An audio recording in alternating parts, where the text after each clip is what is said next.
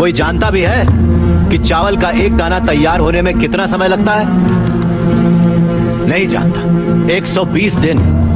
120 दिन तक जब एक किसान का पसीना उस धान के खेत की मिट्टी में बूंद बूंद मिलता है, तब जाकर अन्न पैदा होता है। और ये भी बता दूं कि हमारे देश में खाना बर्बाद नहीं किया जाता। अगर वही देश किसानों को बर्बाद होता देखता रहे तो फिर हम किसके पास जाएंगे? खाना खिलाने वाले से कहा जाता है अन्नदाता सुखी भवतु।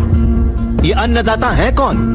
खाना पकाने वाला या परोसने वाला नहीं है, अन्न उगाने वाला है। और ये खेती जैसा उपहार ईश्वर ने हमें दिया है। सेल फोन के बिना हम जिंदा रह सकते हैं, टीवी और एसी के बिना भी हम लोग जिंदा रह सकते हैं। जो टीवी और एसी बनाते हैं वो करोड़ोंपति हैं, लेकिन अन्न उगाने वाला वो गरीब किसान इतनी कड़ी मेहनत और धूप में पसीना बहाने के बाद दिन ब दिन गरीब होता जा रहा है। फैक्ट्रीज लगाना गलत नहीं है, बिल्कुल सही है, लेकिन खेतों को बर्बाद करके फैक्ट्रीज लगाना गलत है।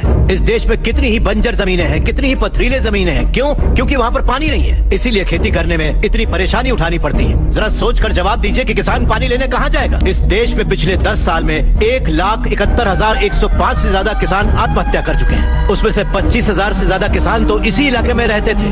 हर आधे घंटे में एक किसान आत्महत्या कर रहा है, ये जानते हैं क्या आप? लेकिन सच्चाई यही है, जहाँ मौत इतनी सस्ती है वो देश कभी आगे नहीं बढ़ेगा सर।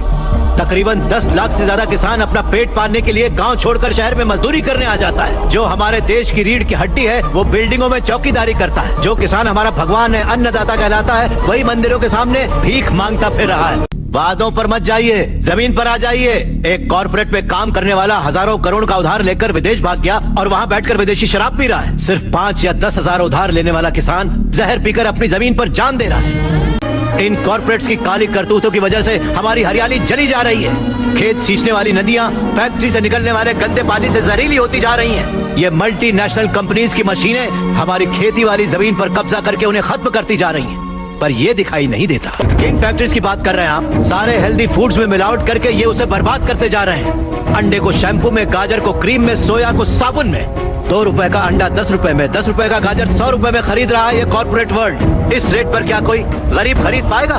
फिर भी ये पैसा किसान या गरीब तक कभी नहीं पहुंच पाता, क्योंकि बिचौलिए ले जाते हैं। ये बिचौलिया धीरे धीरे और अमीर होता जाता है।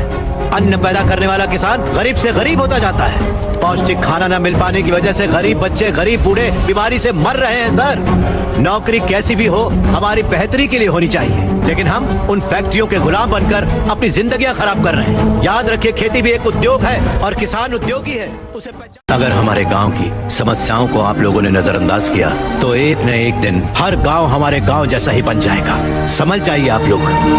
अगर ये मीडिया कोशिश करे तो ये दुनिया हिला के रखते हैं। वो ताकत है आप में। लोगों के दर्द को आपको बताने के लिए आपको परेशान किया, उसके लिए माफी चाहिए। अगर आपको लगे कि ये सही है तो हमें न्याय दिलाने के लिए हम सबकी मदद कीजिए।